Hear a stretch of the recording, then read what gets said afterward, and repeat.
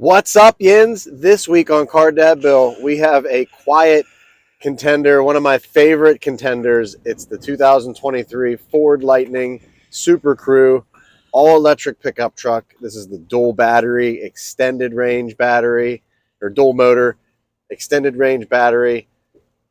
This is actually the Platinum Edition as well. Super sweet color. Can you hear that throttle noise? It's a rainy day, but not when you're driving an electric truck. Let's go for a ride. So the first impressions of the Ford Lightning are a couple things. And I think you guys know right by now that I love electric vehicles. I love electric cars. And the Ford Lightning is no different because it has the truck capability, the truck looks, the truck utility, but it's all electric. And it's not really a truck in the sense of its suspension, and there's all these batteries at the bottom of the body, and it handles differently, it drives differently, and in some respects I feel like it drives a little bit better than a Ford F-150 that's not electric. So those are my first impressions. This model year gets a couple little tweaks here and there. We have a really good Bang & Olufsen sound system in this one. The B&O sound system is ridiculous, and this one has a different one in it. It's super loud. But let's get to the real review and talk about everything else. You can probably see the hockey bag behind me in the back seat, which is no problem for a Super Crew. I mean, there's a lot of room back there, but there's another spot in this truck that you think you could put a hockey bag. I'll show you here in a second. It's rainy and windy today, but we're persevering. We got an electric truck. Why not, right? So the exterior styling is really pretty on par with the regular Ford F-150. Obvious light bar up front, charging ports on the sides. The wheels are actually surprisingly similar to a couple other models. There's a little light down here in the running board. You have your Lightning badging. Back window slides open in the back there. You have a completely power tailgate. Press of a button, that falls down. You have lighting in the sides here. Goalie equipment inside. You have your generator and your ability to power things in there. Also with LED lighting. I also like how you can just lift this up a little bit and it'll go up the rest of the way by itself. Like the color as well. It's pretty sharp. Up front here we have the charging port with your fast charging capability as well. And then up front, up underneath here, is the button to open that giant frunk. Look what else fits in the frunk. You have a full junior hockey bag in there. You could probably put some accessories around it. No hockey stick can obviously fit in there. Then you also have the plugs right there. Pretty neat. This comes up and you can actually use it as a cooler, but that's pretty awesome. It fits in there.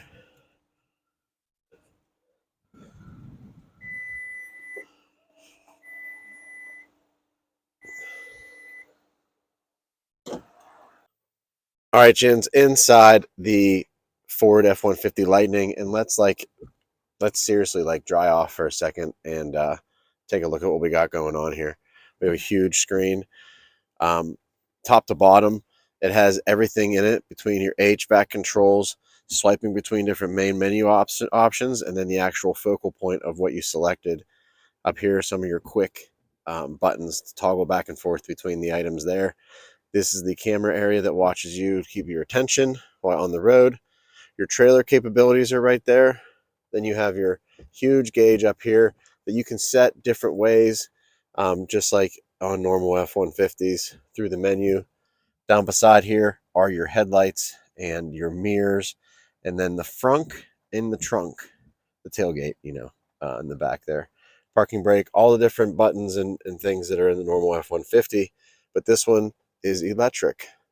And down here, same scenario. This will fold down to make a complete workstation here with the armrest.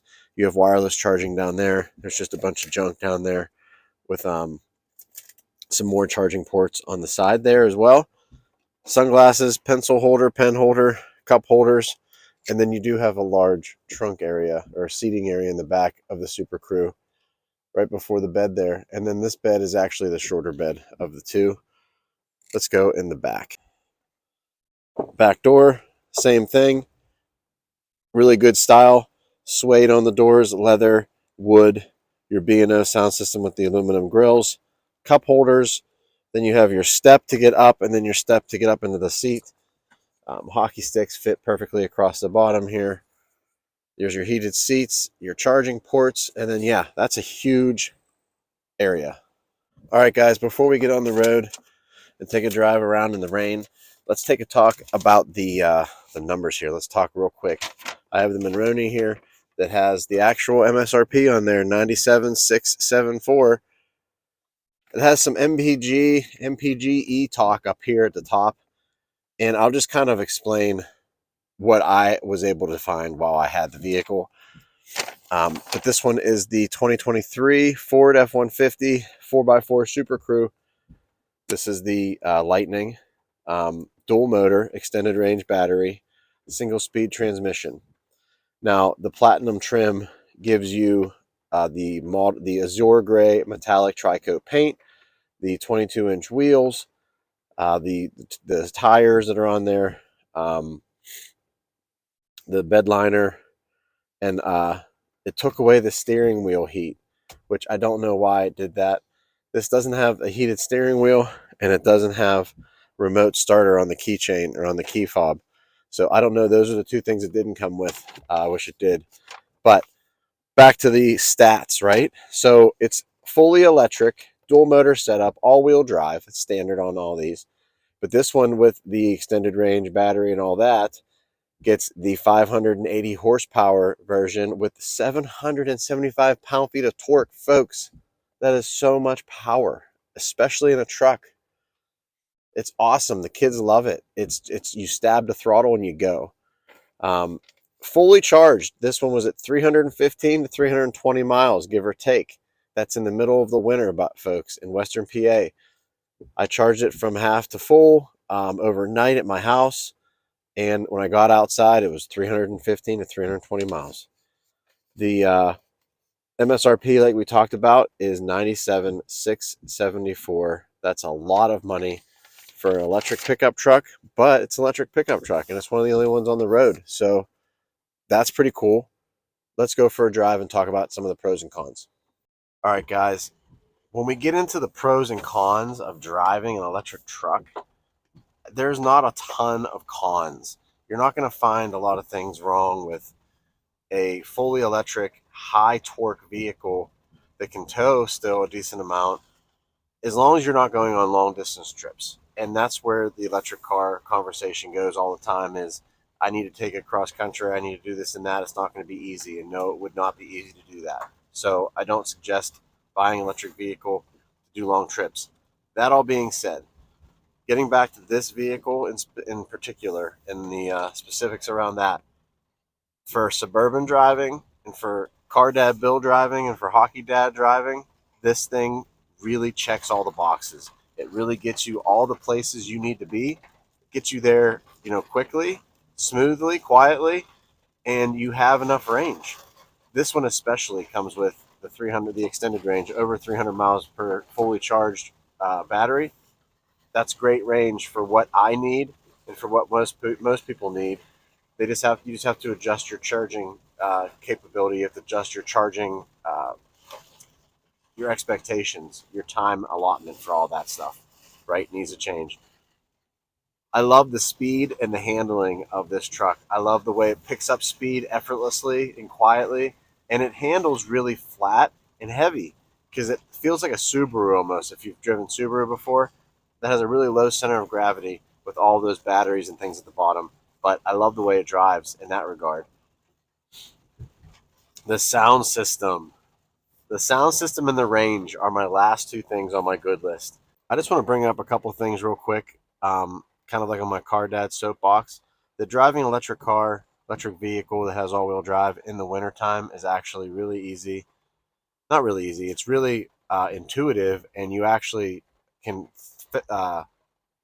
feed the throttle very smoothly and slowly.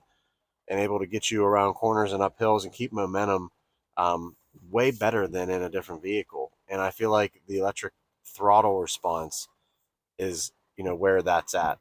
And that's why that makes that work. And the other thing is, all these huge screens that you get in these vehicles now, I am not a huge fan of. I don't like to be touching stuff while I'm trying to drive. I'd rather have a button there that I knew, was going to do that, and I could find that button easier. Like, you're trying to steady your hand while you're touching the screen all the time. I know that they're probably cheaper overall for car companies to put into these things, but like, we need to get away from just like full screens everywhere all the time, I think. But overall, electric trucks are a lot of fun to drive, especially in town.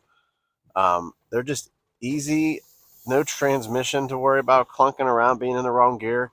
You can kind of zip in and out of back streets. It's quiet. You're not disturbing people. It doesn't have a huge exhaust, making all kinds of noise. Although the Ford throttle sound that I have on here right now sounds pretty cool. And let me jump on the throttle here real fast, and you can actually hear this thing. I hope, maybe. Woo! Well, there goes my notes. The notes go flying because it's just so torquey, so much torque. The upgraded sound system in this is called a B&O Unleashed sound system, and it really is. It rattles everything in the vehicle when you have it cranked up. The bass response is, next to second level, top-notch quality there. And then I love the mileage and the range that this one gets. 300 plus miles on a full charge will get you pretty much to and from anywhere in Western PA that you need to go. And if you have a problem, you have a supercharger probably not far away from wherever you're headed to be able to get you back to like that normal range, to get back to your house to then charge overnight. So like, I think this is a good compromise. It makes good sense to electrify something like this and give it that much range. I like it. I think it's the same base idea that they put in delivery vans and other things that have a good application for this product. The bad list. Well, I went over the bad list a little bit earlier. I kind of hinted towards it. This one was optioned out of the heated steering wheel and the remote starter. I would like to preheat my electric vehicle, especially in the winters around here. Going out and turning it on, defeats the purpose of having $100,000 truck in your driveway. Also, the charging system in general is probably a downfall, and that's going to be like any electric vehicle that I get. Like, until the system out there picks up and we're able to charge these cars quicker, out and about, it's just going to be that way. But that's just how electric cars are. I think you have your home charger when you need it, and then you go and you supercharge it when you have to, when you're out and about.